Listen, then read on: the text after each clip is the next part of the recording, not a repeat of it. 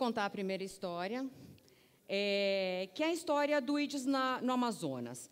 Essa história começou lá atrás, em 2014, 2013, 2014, com o projeto Primeira Infância Ribeirinha, que, com o apoio da Fundação Bernard Van Leer,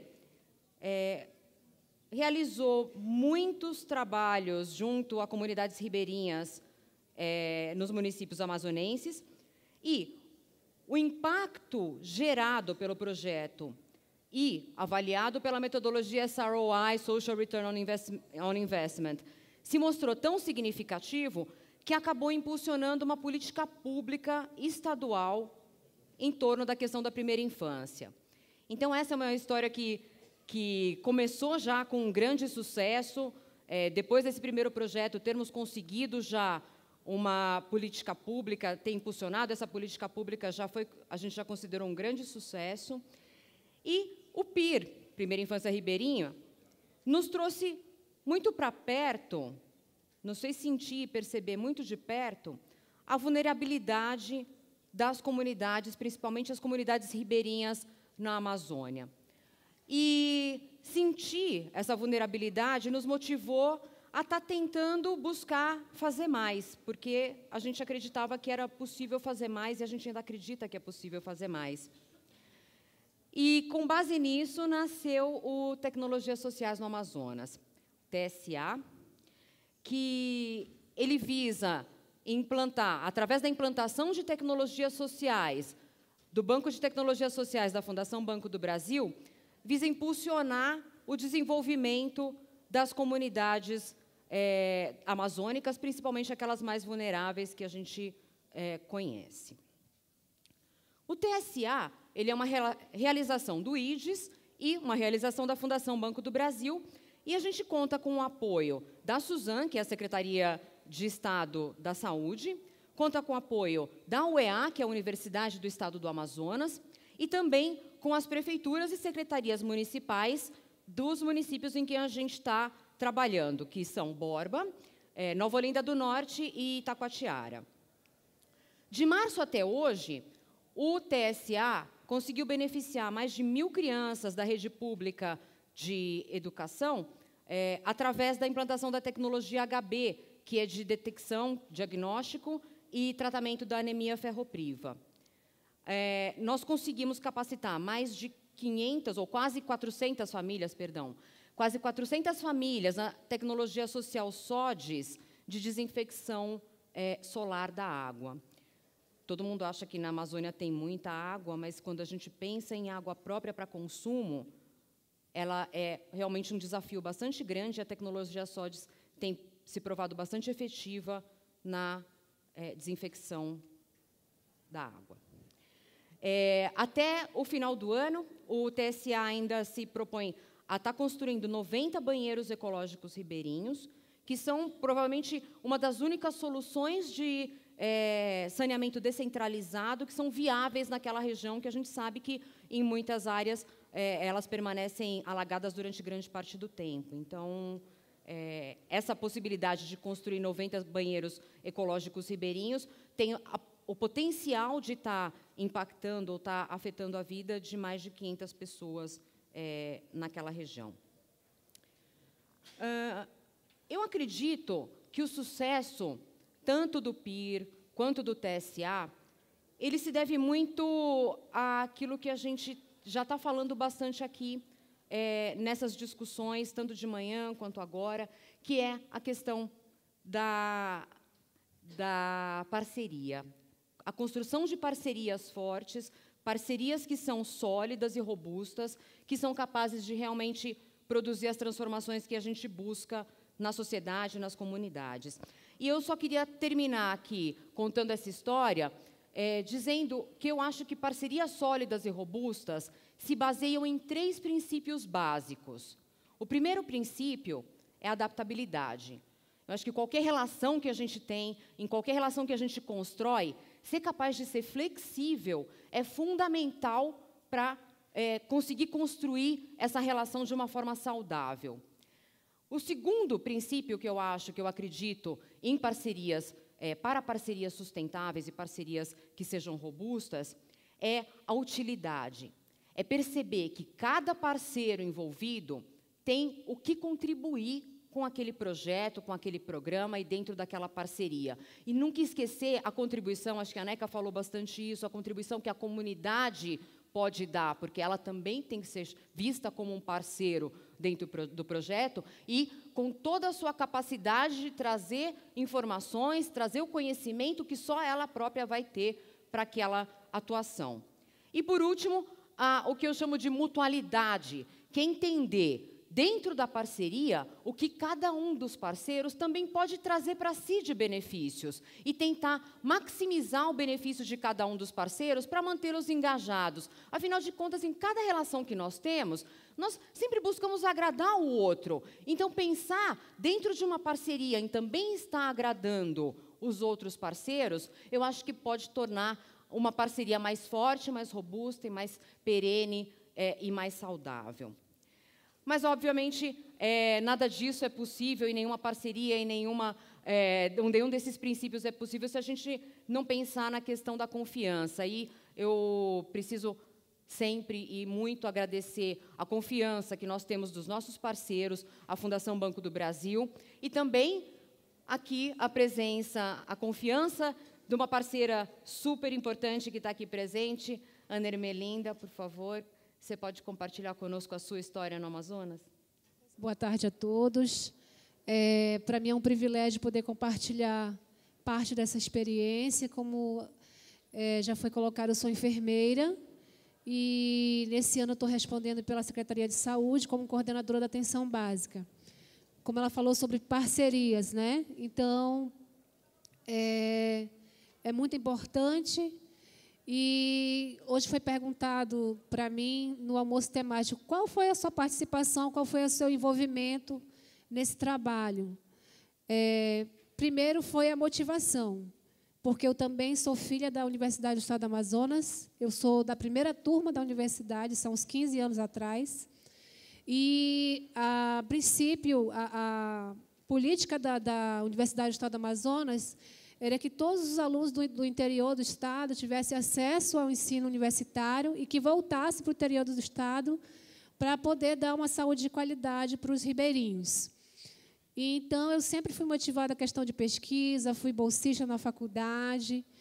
E, no primeiro momento que foi apresentado a TSA, eu ainda estava como enfermeira da atenção básica, como enfermeira de uma unidade básica de saúde. Eu me apaixonei logo de cara, né, pela perspectiva de trabalhar a saúde das crianças, né, esse resgate de cidadania, e, no caso, especificamente, da tecnologia HB, como ela já explicou, para a detecção de anemia em crianças. Então, a cidade de Borba, ela tem 39.885 habitantes, ela dista 215 quilômetros da capital do estado, é uma ilha, né? Então, por aí já dá para ver todas as suas vicissitudes. Nós não temos ruas, nós temos rios, né? Muitos rios, por sinal. Nós temos 224 comunidades ribeirinhas e a população, a maioria, mora nas regiões mais remotas da sede do município. Como é um município que sempre se comprometeu em abraçar a universidade, os parceiros, né, em caso de filantropia, nós somos agraciados por essa unidade fluvial de saúde, que foi a primeira unidade fluvial do Brasil, né, a ser construída com recursos totalmente do Ministério da Saúde. E aí a minha parte de contribuição foi viabilizar que esse barco, no caso, ele não poderia sair da sede para outro lugar. Mas aí, sensibilizando o prefeito, ele cedeu o lugar, né, o barco, para levar até a equipe até a Vila do Axinim, onde foi desenvolvida essa pesquisa, esse trabalho. Então, ali nós vemos o idealizador do trabalho, né, nosso pesquisador, nossa pediatra da Universidade do Estado do Amazonas, a escola e os profissionais de saúde, mais universidade, mais IDES. O resultado da pesquisa, né, nós acompanhamos todos os estudantes, nós observamos que foi uma coisa assim maravilhosa, Porque, a princípio, como eu estava falando no almoço, nós achávamos que a repercussão só era chegar lá, ver quem tinha anemia, fazer a medicação, fazer educação em saúde e pronto, acabou. Mas a repercussão foi tão maravilhosa, foi um envolvimento de toda uma gama de trabalhadores, de multiprofissionais, que teve uma repercussão assim realmente bem significativa. Então, a HB1 é uma tecnologia, que são 3 momentos. Eu estou um pouquinho nervosa, tá? Já deu para vocês perceberem, né? Eu estou muito nervosa. Está indo muito bem. Mas o frio, tanto é que a Celina perguntou de mim bem assim, como é que você está se sentindo aqui em São Paulo? Igual você quando você vai lá para a Borba. Aqui 16 frio, gente, eu estou congelando aqui, vocês não têm ideia. E lá 39, para mim, é um maravilhoso. Eu estou no paraíso, 39 graus. Então, como foi que aconteceu? Nós mobilizamos o prefeito, sensibilizamos o prefeito de que esse barco tinha que sair de lá e passar 5 dias atracado para poder que essa pesquisa acontecesse. Então, foram 259 alunos testados, né? A princípio, olha a incidência, 59 crianças com anemia ferropriva. Então, foi mobilizado nutricionista, ela sensibilizou toda a comunidade, profissionais de saúde, a escola, os professores, os pais dos alunos sobre a reeducação alimentar. O cardápio da escola foi mudado, né, para que essas crianças tivessem uma alimentação rica em ferro. Os alimentos eles foram comprados dos próprios agricultores lá da Vila do Axinim, ou seja, a geração de renda para os pequenos agricultores. Então, vocês podem ver que teve toda uma mobilização social, né? Escola, pequenos agricultores, profissionais de saúde, o poder social, que nós tivemos o presidente da comunidade envolvido também.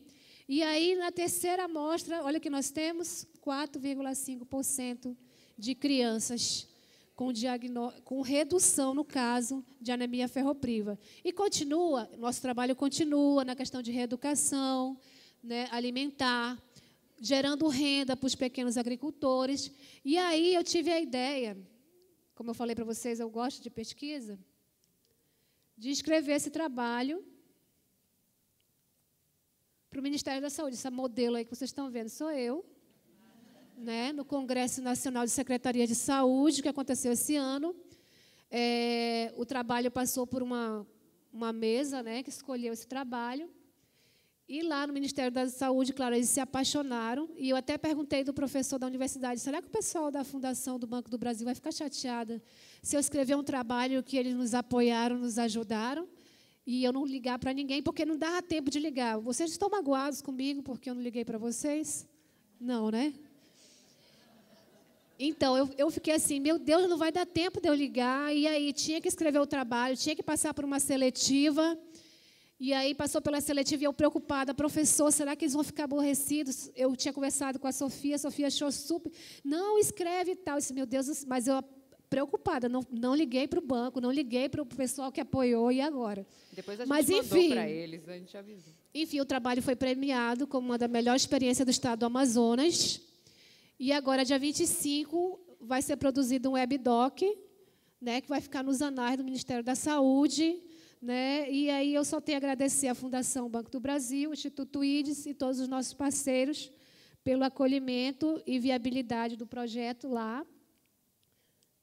Deixa eu mostrar o madeirão, né? Tá? Esse rio caudeloso, cheio de desafios. Obrigada. Obrigada, enfermeira Ana. Essa história me toca muito pessoalmente, porque eu participei e tive lá algumas vezes e realmente é fascinante. Obrigada por estar partilhando conosco. E, Adriana, também, cada vez me impressiono mais com o trabalho do Unicef na Amazônia. Será que você também pode contar para nós a história do trabalho que vocês estão desenvolvendo lá no Amazonas e na região amazônica? Claro, obrigada. Queria agradecer primeiro ao IDES pela oportunidade de contar um pouquinho sobre esse trabalho, mas também pelo dia todo de inspiração que eu estou me alimentando aqui, né, por toda a inspiração que a gente está recolhendo no dia de hoje. Eu vou contar um pouquinho sobre uma iniciativa que a gente desenvolve na Amazônia, porque em torno dela a gente realiza uma porção de outras iniciativas, e ela se chama Selo Unicef Município Aprovado. Essa é uma iniciativa que a gente desenvolve no Brasil desde 1999, mas na Amazônia desde 2009. Então, ela é uma iniciativa de mobilização de municípios e estados pela redução das desigualdades e a garantia dos direitos das crianças e dos adolescentes, e ela tem componentes de mobilização e articulação política, ou seja, primeiro a gente convoca os governadores dos estados e os prefeitos dos municípios para que eles se comprometam com a garantia dos direitos das crianças e dos adolescentes. Eles assinam conosco um compromisso e depois a gente fica com eles durante 4 anos para ajudá-los a avançar na garantia dos direitos de suas crianças e seus adolescentes. Esse trabalho tem um componente de monitoramento de indicadores, é o que falaram na mesa anterior, né, o nosso componente de pragmatismo, ou seja, a gente olha muito friamente para os indicadores e observa onde é que estão os maiores problemas, onde é que estão as crianças mais vulneráveis, e vai trabalhar exatamente sobre aqueles indicadores para melhorá-los, né, para fazer com que, onde está pior a situação, a gente avance mais rapidamente, e a gente olha para isso no começo da edição e ao final, na metade dele, com 2 anos, e no final dele, com 4 anos, para ver efetivamente o que melhorou e o que continua sendo um desafio. Depois, um componente de fortalecimento de capacidades, ou seja, ao longo desses 4 anos, a gente trabalha com os gestores públicos, com os conselheiros de direitos, com os conselheiros tutelares, com as organizações da sociedade civil, para que todos se fortaleçam e consigam implementar melhores políticas públicas, programas e ações para que a garantia dos direitos das crianças e dos adolescentes avance. E um componente de participação social, ou seja, a Unicef acredita que a gente só consegue efetivamente ter essa transformação quando a própria comunidade participa e, principalmente, as próprias crianças e os próprios adolescentes, né? A solução também vem dessas pessoas. Então, o nosso foco, agora eu já não enxergo mais, não sei se está. O nosso foco, então, está no fortalecimento da política pública, e o impacto é de médio e longo prazo. A gente está de olho, obviamente, no cumprimento dos Objetivos de Desenvolvimento Sustentável, atuando por ciclos de 4 anos. E isso também nos permite um trabalho intersetorial. Os resultados a gente mede diretamente nos indicadores, como eu estava dizendo. Então, por exemplo, se a gente observar na última edição do selo, que foi de 2013 a 2016, a gente viu, no aumento ao acesso ao pré-natal, o Brasil melhorou 5,4%. Então, o ideal é que as mães façam pelo menos 7 consultas de pré-natal. No Brasil, foi 5,4% de melhoria. Na Amazônia, esses municípios que ficaram conosco pelos 4 anos melhoraram quase 20%. Na educação, mesma coisa, melhorou a distorção idade série, quase 8% no Brasil, nesses municípios, 9,2%. Isso impactou a vida de mais de 7 milhões de crianças e adolescentes, mais de 3 mil gestores e conselheiros capacitados, milhares de adolescentes engajados, mais de 100 adolescentes continuam atuando em rede, e essa ação, esse novo ciclo do selo, que agora vai de 2017 a 2020, está agora em 604 municípios da Amazônia. A gente achou até que poderia ter uma queda diante da crise que o país está passando e das dificuldades dos municípios, mas a gente continua com um número alto de municípios, tanto na Amazônia quanto no semiárido, onde a gente também desenvolve essa iniciativa. Eu queria ceder meus minutinhos finais para uma criança falar um pouco sobre como a situação pode se transformar quando a gente tem uma atuação diferenciada, como é o selo e com as outras iniciativas que a gente traz junto com o selo numa região como a Amazônia.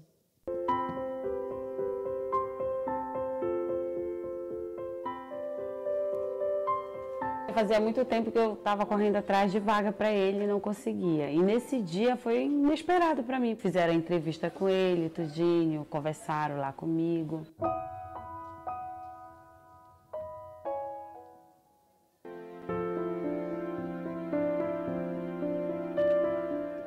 Como ele nunca, eu acho que frequentou outra escola, essa é a primeira escola dele, então depois de um tempo que ele foi vendo como é o funcionamento da escola, ele começou a estranhar um pouquinho.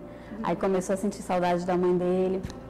Mas aí a gente começou a conversar também com ela, aí teve uma interação, aí ele foi se adaptando. E hoje ele não tem dificuldade nenhuma. As crianças também protegem bastante ele, ajudam ele quando ele tem algum problema. Realmente para mim foi um desafio. Eu não sabia, de fato, que eu ia receber uma criança especial na minha turma, ainda não sabia. Que eu ia receber uma, né? Aí eu recebi duas. Aí quando eu fiquei sabendo, eu tomei um susto muito grande. Meu Deus, como é que eu vou lidar com duas crianças especiais? Foi um desafio que eu estou conseguindo vencer, graças a Deus, e um aprendizado muito grande para a minha vida, né? E como chama a sua professora? Amanda. E ela é legal? É. Você gosta dela? Gosto. O que ela te ensina? A escrever.